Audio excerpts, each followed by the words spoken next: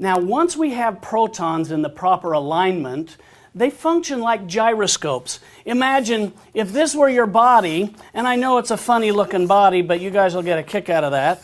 These gyroscopes, or properly aligned protons, rotate in random rotations. So maybe this one's focused in this direction, and maybe this one's focused in this direction, and maybe this one's focused in this direction.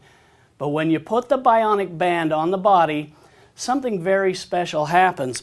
And it's been documented in science by Albert Einstein.